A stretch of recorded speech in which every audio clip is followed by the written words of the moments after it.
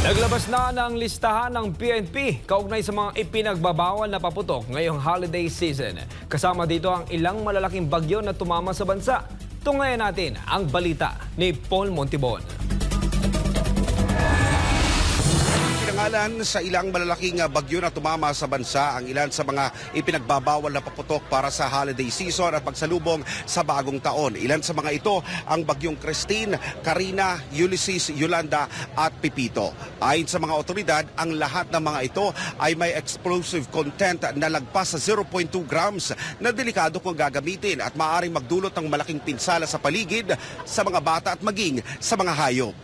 Alinsunod sa Executive Order No. 28 at Republic Act 7183, kabilang rin sa mga inilabas na listahan ng PNP Civil Security Group ang mga bawal na paputok gaya ng Watusi, Piccolo, Pop-Up, 5-star na malaki, Plapla, Lolo Thunder, Giant Bawang, Giant Whistle Bomb, Atomic Bomb at Atomic Triangle.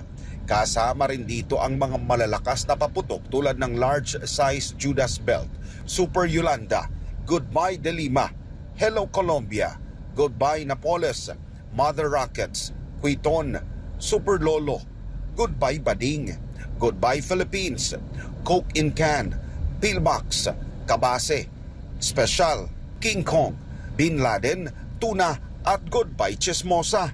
Sa kabilang banda, mahigpit ring babantayan ng mga otoridad ang pagbibenta naman ng firework devices sa online dahil hindi nila ito dumaan sa maayos na inspeksyon kung saan ba ito nanggaling at paano ang pagkakagawa sa mga ito. Makikita naman po ninyo how different and how wide yung scope ng business na ito through online selling. And yet, when it comes to safety, kami po na mga nakalisensya ang hinahabol, ang sinasabihan. So, we want the agencies, the government agencies, na sana paigtingin po yung sa online selling. Giit ng PNP, wala rin kasing batas nila na nagpapahintulot na magbenta ng mga paputok online kung kaya't tuloy ang kanilang monitoring laban dito.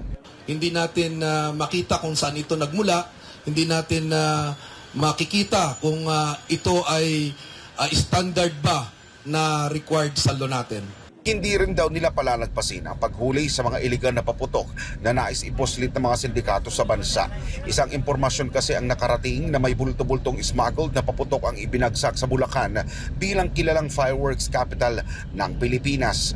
Patuloy ang ating monitoring sa mga ganyang aktibidades and mamaya yung aking operation officer ay makikipag-ugnayan sa iyo para makuha pa yung mga detalye ng sinasabi mo. Payo ngayon ng mga otoridad sa publiko, sa mga lehitimong tindahan lamang bumili ng mga paputok para matiyak na magiging ligtas ang pagdiriwang ng Kapaskuhan hanggang sa pagsalubong ng bagong taon.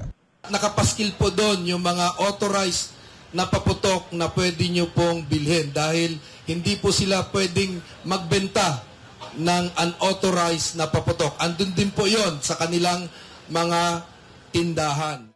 Para sa Diyos at sa Pilipinas ko mahal, ako si Paul Montibon, SMNI News.